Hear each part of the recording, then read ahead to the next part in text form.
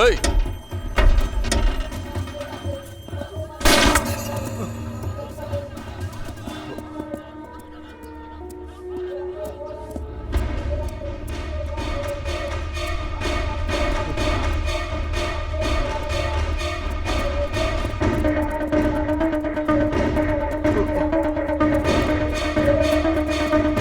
நில்லுடா, நில்லு.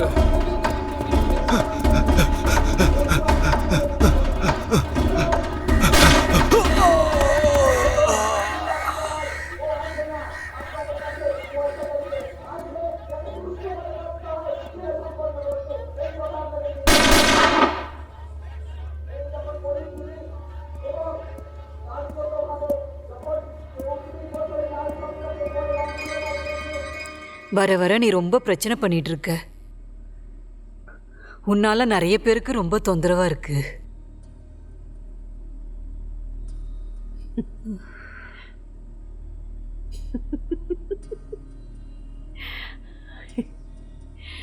நீங்க யார பத்தி இப்ப என்கிட்ட பேசிக்கிட்டு இருக்கீங்களோ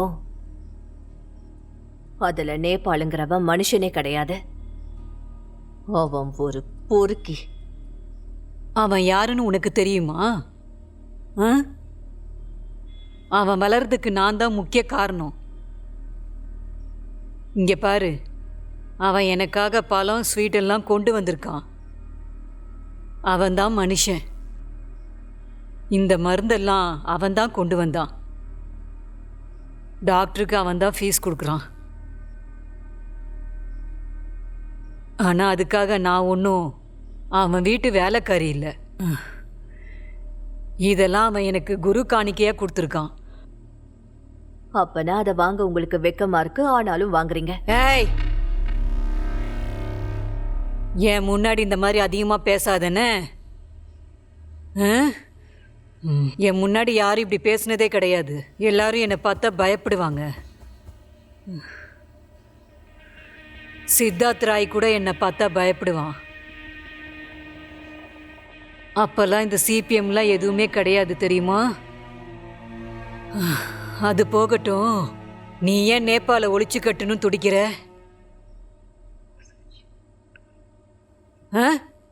எதுக்கு அவங்க ஆளுங்களை கொண்டுட்டு இருக்க? அவன் தினம் தினம் எனக்கு பிரச்சனை கொடுக்கறான். தினம் என் பெட்ரூமுக்கு ரவுடிகளை அனுப்பிக்கிட்டு இருக்கான். அதுக்கப்புறமும் நான் அமைதியா இருக்கணுமா? ஏன் நான் பொண்ணுன்றதாலையா? உங்களுக்கு பிடிச்ச சிஷ்யா இருக்கான்ல, அவன் பொண்ணுங்களை காலுக்கு கீழே போட்டு அப்படியே கசக்கி நசுக்கி அனுப்புறான். ஒரு காலத்துல அவனை நான் அண்ணன்னு கூப்பிட்டேன். ஆனா இப்போ நான் அவனை ஒரு எச்சக்கலன்னு கூப்பிடுவேன். ஏன்னா அந்த அளவுக்கு வெறுக்கிறேன்.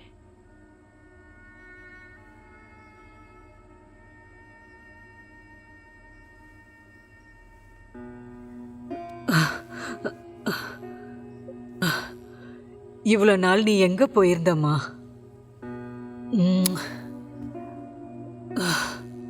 உன்னை பார்க்கும்போது எனக்கு என்னையே பார்க்குற மாதிரி இருக்கு. உண்மையாவே என்ன பார்க்குற மாதிரி இருக்கு. எனக்கும் புருஷன் குழந்தைங்கன்னு இருந்தாங்க. அவங்க எல்லாருமே நிரந்தரமா நான் இழந்துட்டேன்.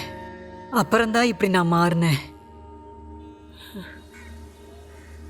நீங்க எதிர்பார்க்குற உதவி என்கிட்ட கிடைக்காது. தயவு செஞ்சு இங்க இருந்து நீங்க போயிடுங்க.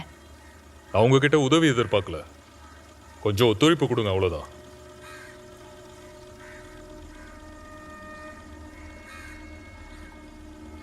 என் புருஷனை கொண்டவங்களுக்கு தண்டனை வாங்கி கொடுக்க போராடி நான் சோர்ந்து போயிட்டேன். எனக்கு யாருமே ஒத்துழைப்பு கொடுக்கல. ஹரிநாத்தோட டிக்ஷனரியில இருந்து அந்த வார்த்தையே காணாம போயிடுச்சு.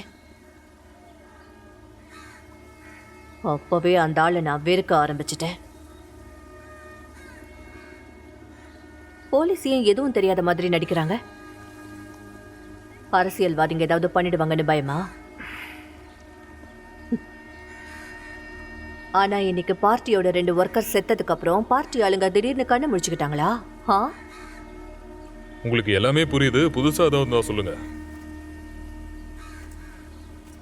நான் உங்களை பத்தி நிறைய விஷயம் கேள்விப்பட்டிருக்கேன். அது நல்லதா கெட்டதா? நாம எந்த பக்கம் நிக்கிறோமோ அதை பொறுத்துதான் நல்லதும் கெட்டதும் முடிவு செய்யப்படுது.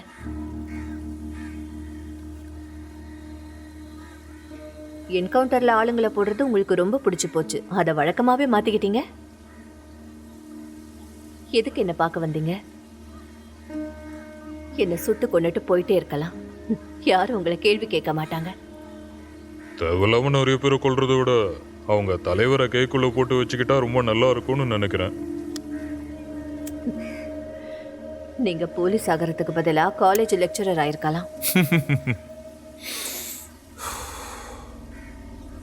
மேடம், பூனைக்கு மணி கட்டணும்னு முடிவு பண்ணிட்டா அதோட கழுத்தை அளக்கிறது தானே நல்லது.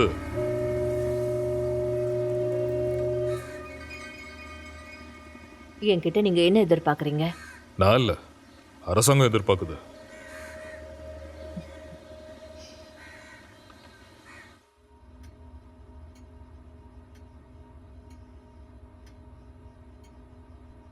ஆமாம், அந்த பக்கம் என்ன நடக்குதுன்னு தெரியுமா?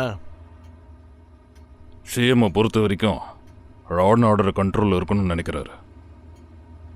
மொத்த பொறுப்பையும் அந்த பொறுக்கி போலீஸ் கிட்ட கொடுத்துட்டாரு. யார், சுல்தான் அகமதா? ம். இருக்கட்டும், அவனால் நம்ம இடத்துல ஒன்றும் பண்ண முடியாது.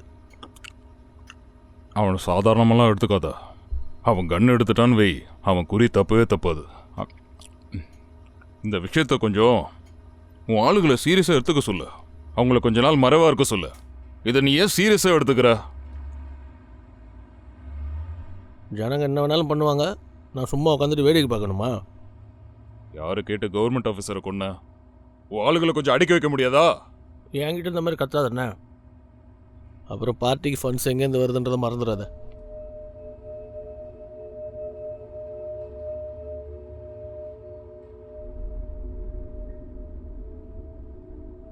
இன்னும் கொஞ்ச நாள் என்னை கட்சி விட்டு தூக்கிட்டாங்கன்னு வை, அப்புறம் போகிறதுக்கு எனக்கு எந்த இடமும் கிடையாது. அதுக்கு தான் சொல்கிறேன், நான் கொஞ்சம் யோசிக்கிறேன். அப்புறம் உன்னோட அந்த இன்ஸ்பெக்டர் எனக்கு வேணும். பைத்திய மாதிரி பேசாத. எதுக்கு இப்போ போலீஸ் எல்லாம் இன்வால்வ் பண்ணுற? அவங்க உதவி எனக்கு வேணும். போலீஸை கண்டிப்பாக அதில் இன்வால்வ் பண்ணணும். என்னோட எதிரிங்க எல்லாரையும் அழிக்கிறதுக்கு இவங்க எல்லாரும் எனக்கு தேவை. முக்கியமாக அரசு ஊழியர்கள். நீ உண்மையாலுமே பிரியாணியை ரொம்ப சூப்பராக பண்ணுற, நல்லா இருக்கு.